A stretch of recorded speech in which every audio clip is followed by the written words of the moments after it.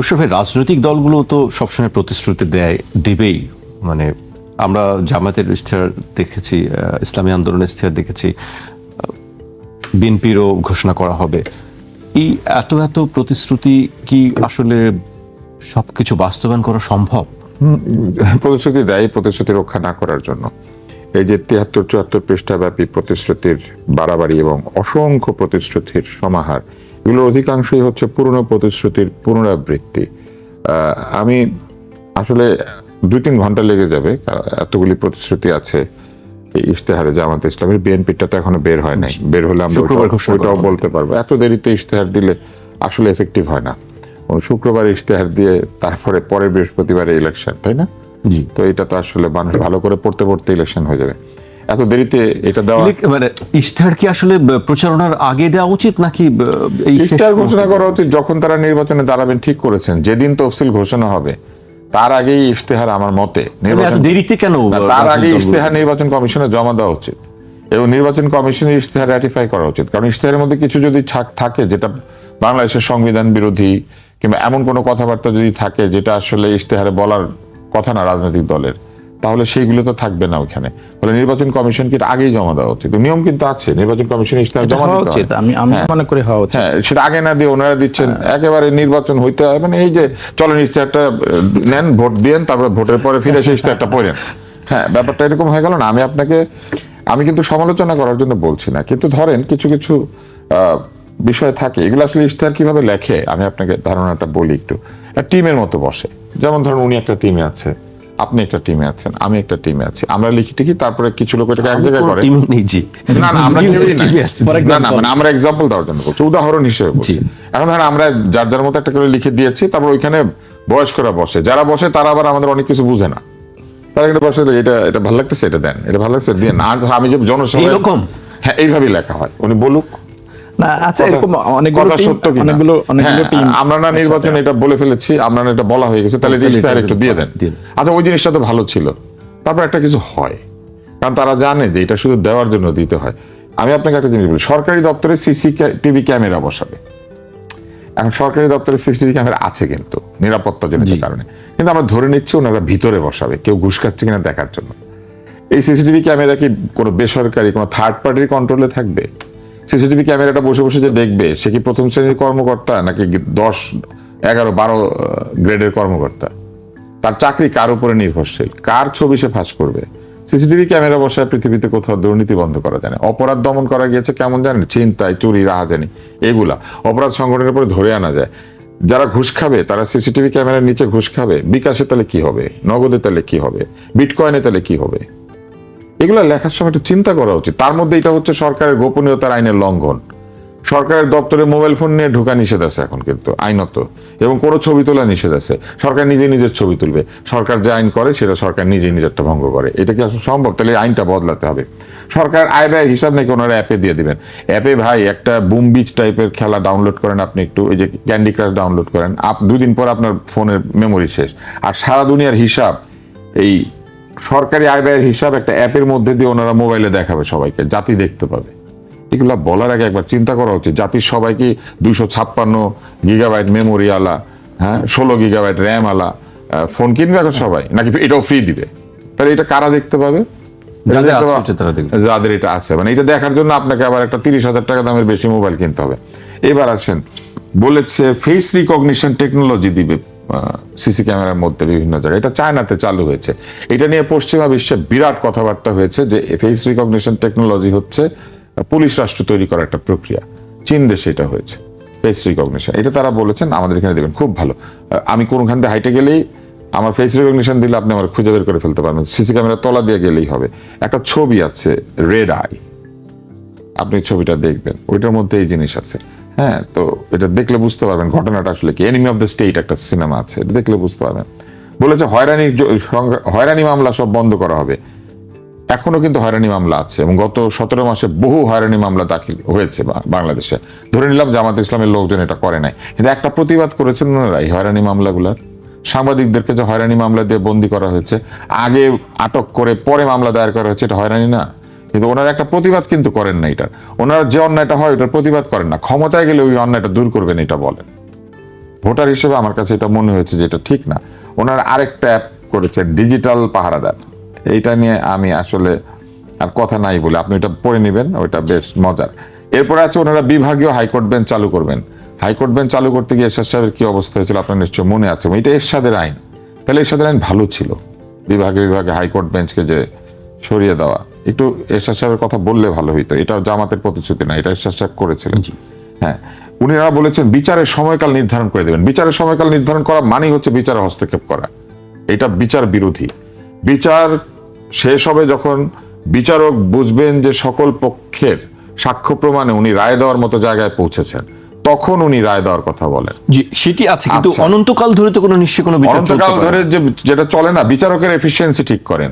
বিচারক নিয়োগ দেওয়ার সময় দলের বিচারক নিয়োগ দিবেন, দলীয়করণ করবেন বিচারালয়কে, আর তারপরে বলবেন সময়কাল নির্ধারণ করে দিবেন। সেটা তো দিতেই পারবেন। দলের বিচারকরা দলের জন্য বিচার করে, তো দেশের জন্য করে না। এবং এইটার অভিযোগ কিন্তু আওয়ামী লীগের বিরুদ্ধে ছিল, তাই না? পতিত স্বৈরাচারের বিরুদ্ধে ছিল। আপনার বলা উচিত ছিল বিচারকদের সম্পূর্ণভাবে নির্দলীয় নিয়োগ দেওয়া হবে, বিচারক নিয়ন্ত্রণের ব্যবস্থাটাকে আপনি নিরপেক্ষ করে দেন। সেটা কিন্তু আছে বলা। তুষার ভাই, শুধু বিচারক কেন, সব জায়গায় তো সব পেশাজীবী ওনারা ভাগ ভাগ করে দিয়েছেন, রাজনীতি কেন ওনারা ভাগ ভাগ করে দিয়েছেন তো ইশতেহারের মধ্যে। তারপরে বলেছেন ইসলামী ব্যাংকিং আইনকে সংস্কার করবেন। ইসলামী ব্যাংকিং আইন একটা ইন্টারন্যাশনাল ল। ইসলামী ব্যাংকিং আইনও কিন্তু ইন্টারন্যাশনালি ডান। এটা একটা শরিয়া কাউন্সিল আছে, আল আজহার বিশ্ববিদ্যালয়ের লোকজন সেখানে আছে। ইসলামী ব্যাংকিং কিন্তু formulated by non Islamic persons first. কারণ ইসলামী ব্যাংকিং এর কারণে বিভিন্ন ব্যাংক মুসলমানদের ব্যাংকিং এ আনার একটা চেষ্টা করেছে, এবং আনার জন্য ইসলামী ব্যাংকিংটা তৈরি হয়েছে, যাতে মুসলিমরা ব্যাংকিং আসে। এবং সেইটার জন্য যে ইসলামী ব্যাংকিং ল ক্রিয়েট করা হয়েছে, এটা কিন্তু একটা পুরো সাইন্টিফিক্যালি তৈরি হচ্ছে। তারপর এটা সারা পৃথিবীতে একই ল দিয়ে হয়। এক একজনের দেশে আলাদা ইসলামী ব্যাংকিং আইন করতে পারে না, কারণ আপনার স্ট্যান্ডার্ড চার্টারও তো ইসলামী ব্যাংকিং করে না বাংলাদেশে, কারণ এটা একটা কোড আছে, সেম কোডে করতে হয় সবাইকে। এইবার আসেন, বলেছে 18 থেকে 22 বছর বয়সীদেরকে সামরিক প্রশিক্ষণ দিবে, ভলান্টারি সামরিক প্রশিক্ষণ, মানে যারা নিতে চায় তাদেরকে দিবে। তো যারা নিতে চায় সবাইকে দিবে নাকি ওইখানে সিলেকশন থাকবে? সিলেকশন থাকলে সেইখানে কি নিজের দলের কর্মীরা বেশি সামরিক প্রশিক্ষণ পাবে এবং অন্যরা পাবে না? আমরা কি আওয়ামী লীগের যারা ভোটার আছে এরকম নাগরিকদেরকে এই সামরিক প্রশিক্ষণ দিব নাকি দিব না, এটা ব্যাখ্যা করতে হবে। 18 থেকে 22 বছর বয়সীদের সামরিক প্রশিক্ষণ। এইবার আসেন, এইটা আমার কাছে সবচেয়ে অদ্ভুত মনে হচ্ছে। আমি কিন্তু অনেক আছে, আমি কিন্তু শুধু শুরুর দিকে আছি এখনো, এটা আপনার অনুষ্ঠান পার হয়ে যাবে। জনসংখ্যার অনুপাতে ওনারা সেনাবাহিনীকে গড়বেন। এবার আমি আপনাকে বলি, আমাদের 18 কোটি জনগণ, এই অনুপাতটা কত হবে? 18 কোটির সাপেক্ষে কতটুকু হইলে পরে আমাদের জনসংখ্যার অনুপাতে সেনাবাহিনী তৈরি হবে? এটা ওনারা বলেন নাই। আমেরিকার সেনাবাহিনীর পরিমাণ হচ্ছে 9,30,000, তার মধ্যে 4,60,000 হচ্ছে রেগুলার আর্মি। আমি উইকিপিডিয়া ঘেটে বের করেছি, এটা যদি সত্য তথ্য হয়। আর বাংলাদেশে বলা আছে 2,30,000। আমাদের আর্মি কিন্তু এখনই আমেরিকার রেগুলার অ্যাক্টিভ বাহিনীর অর্ধেক। তাইলে আমাদের 18 কোটির অনুপাতে যে তৈরি করতে হয়, আমেরিকার জনগণ মনে করেন 35 কোটি। 35 কোটি লোকের জন্য আছে 4,60,000 অ্যাক্টিভ ফোর্স, সব মিলিয়ে 9 লাখ, 9.5 লাখের মতো। তাহলে 35 লাখের জন্য যদি ধরেন 10 লাখ হয়, 35 কোটির জন্য 10 লাখ হয়, তাহলে 17 কোটির জন্য ম্যাক্সিমাম 5 লাখ। জি হ্যাঁ, এই 5 লাখ কিন্তু আমাদের এখনই আছে অলমোস্ট, কারণ এই বিডিআর মানে যাদেরকে আমরা বর্ডার গার্ড বলি, এই সব কিছু। তাহলে এই জনসংখ্যার অনুপাতে সেনাবাহিনী তৈরি করবেন, অনুপাতটা কত হবে এটা কিন্তু তারা বলেন নাই। আর এই অনুপাতের ক্ষেত্রে স্ট্যান্ডার্ড আমরা কাকে নিব? আমেরিকাকে, ইন্ডিয়াকে, ফ্রান্সকে, মানে কাকে? এইবার আসেন, ওনারা বলছেন পরমাণু বিদ্যুৎ উৎপাদন প্রক্রিয়ার মাধ্যমে পরিবেশ বান্ধব বিদ্যুৎ তৈরি করবেন। এটা তো হাসিনার প্রজেক্ট, আরেকটা পরমাণু চুল্লি বানাবেন। তাহলে কি ফ্যাসিবাদী পরমাণু চুল্লিটা ভালো বানিয়েছিল? কিন্তু এই অন্তর্বর্তী সরকারের উপদেষ্টারা বলেছে এই পরমাণু চুল্লি ঘুষের কারখানা, এই পরমাণু চুল্লি দিয়ে ঘুষ খাওয়া হয়েছে, এই পরমাণু চুল্লিতে অতিরিক্ত খরচ করা হয়েছে, এই পরমাণু চুল্লি একটা জাতা। তাহলে এই পরমাণু চুল্লির থেকে কি বিদ্যুৎটা বানাবে, নাকি আরেকটা নতুন পরমাণু চুল্লি? আপনি বিরতিতে যাওয়ার আগে আমি শেষ করে দিই। কয়লা ভিত্তিক বিদ্যুৎ কেন্দ্রগুলির বয়লার উন্নত করবে। কয়লা ভিত্তিক বিদ্যুৎ কেন্দ্রগুলি একটা নির্দিষ্ট পরিবেশ সংক্রান্ত লেটেস্ট টেকনোলজি ব্যবহার করে বাংলাদেশে তৈরি হয়েছে। একটার মালিক হচ্ছে চায়না, একটার মালিক হচ্ছে ইন্ডিয়া। বয়লার বদলাবেন ওনারা? বললেই হলো। এই প্রশ্নগুলো আমাকে কেন্দ্রীয় ব্যাংক রাজধানীর পুরান ঢাকার কাঠের পুল এলাকার একটি ভোট কেন্দ্র থেকে 152টি ক্রিকেটের স্ট্যাম্প উদ্ধার করেছে পুলিশ। এই ঘটনায় বুধবার গভীর রাতে এই উদ্ধার অভিযান চালানো হয়, তবে কাউকে আটক করা হয়নি। তুষার ভাই, ভোট কেন্দ্রে মানে 152টা ক্রিকেটের স্ট্যাম্প দিয়ে কি করা হবে? এটা জানি না, বাংলাদেশ বিশ্বকাপে খেলবে না এই কথা শুনে মনে হয় লোকজন ক্রিকেট খেলা ছেড়ে দিয়েছে, ছেড়ে তারপরে স্ট্যাম্প গুলো নিয়ে ওখানে রেখেছে, হয়তো ভোটের দিন এগুলোকে লাকড়ি বানায় কাচ্চি বিরিয়ানি রান্না করবে। আমি জানি না আসলে এটা কি কাজে লাগে, আপনি নিশ্চয়ই বুঝতে পারছেন। ভোট কেন্দ্রের মধ্যে স্ট্যাম্প নিয়ে জমিয়েছে কেন? এখানে তিনটা, আমার সাধারণ বুদ্ধি বলে তিনটা কারণ হইতে পারে। কেউ এই নিউজটা তৈরি করার জন্য এতগুলি স্ট্যাম্প নিয়ে ভোট কেন্দ্রের মধ্যে জমিয়েছে, কোনো বোকা লোক না হইলে পরে ভোট কেন্দ্রের মধ্যে স্ট্যাম্প রাখে নিয়ে, আর ওটা তো ভোট কেন্দ্র তো তদারকির মধ্যেই থাকবে। দ্বিতীয় হচ্ছে 100 কতটা স্ট্যাম্প, 52টা, মানে 150 স্ট্যাম্প কেন হবে? মানে মানুষ কি শুধু ক্রিকেটের স্ট্যাম্প দিয়ে লড়াই করে? মানে ব্যাপারটা কি? আপনি আগে আমরা হকি স্টিকের কথা শুনতাম, হ্যাঁ এখন ক্রিকেটের স্ট্যাম্প দিয়ে হয়তো ক্রিকেট হয়তো মানে কি বলে ইনডেমনিটি পেয়েছে, মানে হকি স্টিক দোষী কিন্তু ক্রিকেটের স্ট্যাম্প দোষী না। পুরো জিনিসটা আমার কাছে খুব রহস্যজনক মনে হয়। একটা হচ্ছে ভোট কেন্দ্রের মধ্যে থেকে এতগুলি স্ট্যাম্প, এটা একটা। দ্বিতীয় হচ্ছে এইটা যদি রাখাই হয়ে গিয়ে থাকে তাহলে ওই এলাকাতে নিশ্চয়ই রাস্তাঘাটে সিসি ক্যামেরা আছে, অন্তত স্ট্যাম্প হাতে হাঁটাহাঁটি করেছে নিশ্চয়ই গত 7 দিনে কেউ না কেউ। এবং এতগুলি স্ট্যাম্প জমাতে গেলে তো হয় ঠেলা গাড়িতে করে ভোট কেন্দ্রে নিশ্চয়ই সিসি ক্যামেরা ওখানে না, এখনো তো লাগায় নাই, হয়তো লাগাচ্ছে আমরা জানি না, আশেপাশে নিশ্চয়ই আছে। ওই কেন্দ্রে আনতে গেলে রাস্তা দিয়ে তো আনতে হয়েছে। 100 এতগুলো স্ট্যাম্প তো একটা অন্তত একটা ভ্যান গাড়িতে করে আনতে হবে, আপনি তো বুঝতে পারছেন।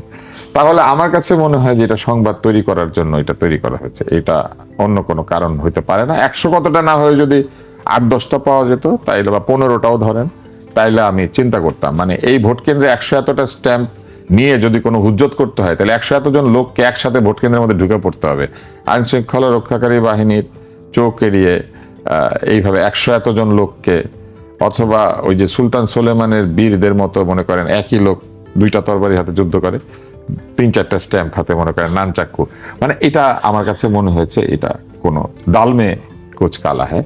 তবে নিরাপত্তা একটা ইস্যু, নিরাপত্তা ইস্যু এই কারণে যে প্রকৃত অর্থে এত বেশি সংখ্যক নিরাপত্তা বাহিনীর সদস্যকে নিয়োজিত করে কোনো নির্বাচন আমাদের এর আগে করতে হয়নি।